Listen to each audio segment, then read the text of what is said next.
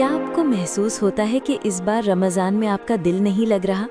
आप बिस्तर से उठना चाहते हैं, इबादत करना चाहते हैं, लेकिन एक अजीब सी भारी भरकम थकन आपको जकड़े हुए है।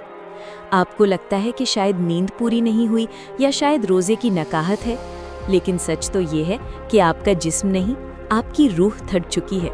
वो रूह जो गुनाहों के बोझ, दुनिया की फिक्रों और अपने रब से दूरी की वजह से सिसक रही है। इन मुबारक रातों में अपने दिल को हिदायत की रोशनी से मुनव्वर करें।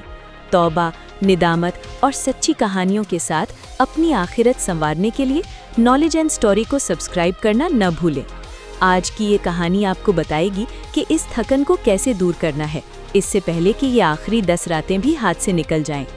ये कहानी है हारून की, जो एक बहुत बासलाहियत और मुतहर्रिक नौजवान था। वो सारा दिन काम करता, दोस्तों में हंसता बोलता, लेकिन जैसे ही मगरिब होती और मस्जिद से आज़ान की आवाज़ आती, हारून के अंदर एक अजीब सी बेजारी छा जाती। रमज़ान का तीसरा अशरा शुरू हो चुका था। मस्जिदें तिलावत से गूंज रही थी, लेकिन हारून को मुसल्ले पर बैठना दुनिया का मुश्किल तरीन काम लग रहा था। वो कुरान खोलता तो उसे नींद आने लगती।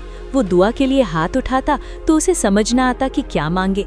उसे लग रहा था कि वो आउट ऑफ बैटरी हो चुका है। उसने सोचा, शायद मैं कोई मुनाफिक हूँ या शायद अल्लाह ने मेरा नाम महरूम लोगों में लिख दिया है।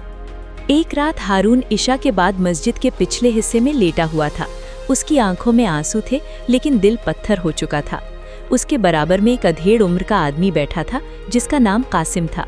कासिम बहुत सुकून से तस्बीह पढ़ रहा था। हारून ने हिम्मत करके पूछा, कासिम भाई, आप थकते नहीं?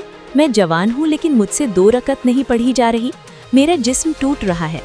कासिम भाई ने हारून की तरफ देखा, मुस्कुराए और बड़ी संजीदगी से कहा, हारून, जिस्म कभी इबादत से नहीं थकता। जिस्म तो अल्लाह ने बनाया ही मशक्कत के लिए है। थकती वो रूह है जो दुनिया की गलाजतों में इतनी उलझ जाए कि उसे अपने रब की खुशबू आना बंद हो जाए। कासिम भाई ने फर्श पर पड़ी एक गंदी चादर की तरफ इशारा किया और कहा, देखो, अगर इस चादर पर मिट्टी की तहें जमी हो तो क्या तुम इसे पहनकर सुकून महसूस करोगे? नहीं, ये तुम्हें भारी लगेगी। बिल्कुल वैसे ही तुम्हारी रूह पर पछतावे, हसद, दुनिया की ख्वाहिशात और छोटे छोटे गुनाहों की मिट्टी जम गई है। तुम जिस्म को सहले खिला रहे हो, लेकिन रूह को जिक्र की खुराक नहीं दे रहे। उन्होंने हारून से कहा, आज रात जिस्म से नहीं, रूह से वुज़ू करो। अपने गुनाहों का एतराफ़ करो, वो बोझ उतार फेंको जो तुमने बरसों से उठा रखा है। हारून को अपनी गलती समझ आ गई। वो तहज्जुद के वक्त उठा, लेकिन इस बार उसने ज़्यादा पढ़ने का इरादा नहीं किया, बल्कि सच्चा होने का इरादा किया। वो सजदे में गिरा और सिर्फ इतना कहा, या अल्लाह, मेरी रूह थक गई है, इसे शिफा दे दे। मैं बोझल हूँ, मुझे हल्का कर दे। उसने उन गुनाहों को याद किया जिन्हें वो मामूली समझता था। किसी का दिल दुखाना, झूठ बोलना, नमाजों में सुस्ती। जैसे जैसे वो एतराफ़ करता गया, उसे महसूस हुआ जैसे उसके कंधों से कोई बहुत बड़ा वज़न हट रहा है। अचानक उसका जिस्म हल्का हो गया। उसे वही तवानाई महसूस होने लगी जो उसे बचपन के रमज़ानों में होती थी। दोस्तों, हम अक्सर अपनी सुस्ती को जिस्मानी कमज़ोरी का नाम देते हैं, लेकिन असल में वो हमारे दिल की पुकार होती है। रमज़ान का तीसरा अशरा वो वक्त है जब अल्लाह की रहमत मूसलाधार बारिश की तरह बरस रही होती है।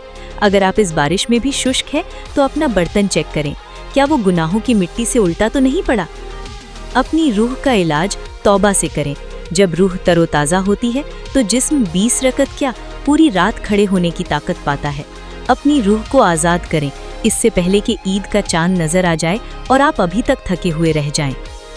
अभी वक्त है, अभी रातें बाकी हैं। अपने रब के सामने टूट जाएं, वो आपको दोबारा जोड़ देगा।